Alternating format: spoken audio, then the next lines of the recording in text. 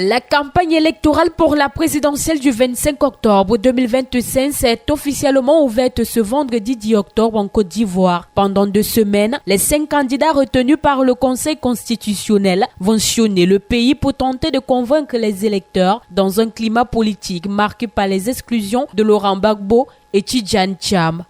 Conformément au décret numéro 2025-649 du 30 juillet 2025, fixant la durée de la campagne électorale pour l'élection du président de la République en 2025, la campagne électorale débutera le vendredi 10 octobre 2025 à 0h et prendra fin le jeudi 23 octobre 2025 à minuit, soit une période de 14 jours.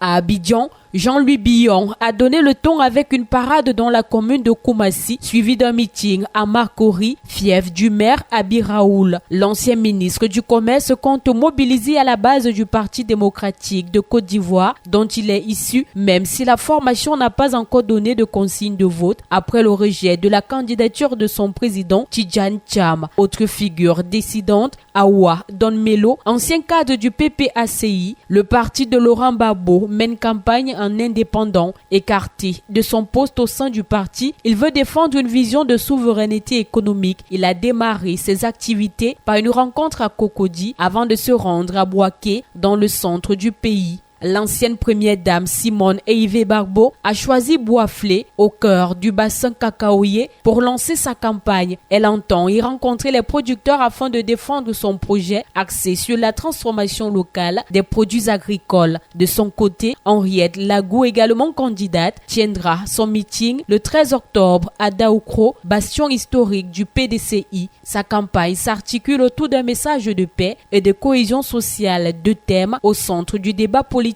actuel. Le président sortant, Alassane Ouattara, ouvrira sa campagne ce samedi 11 octobre à Daloa, dans le centre-ouest. Son parti, le Rassemblement des Oufouettistes pour la démocratie et la paix, affiche sa détermination à obtenir une victoire nette. Ce démarrage de campagne se déroule dans un climat tendu après le rejet des candidatures de Laurent Gbagbo et Tidjane Thiam. Leurs partisans avaient appelé à une marche de protestation prévue ce samedi à Abidjan, mais les autorités préfectorales ont interdit toute manifestation, invoquant la nécessité de préserver l'ordre public. Selon un arrêté du préfet d'Abidjan, aucune marche n'a été déclarée pour se tenir ce samedi 11 octobre. Du côté du Front commun de l'opposition, la réaction officielle se fait encore attendre. En revanche, en coulisses, plusieurs cadres expriment leur indignation face à cette interdiction, tout en assurant que leurs militants resteront mobilisés.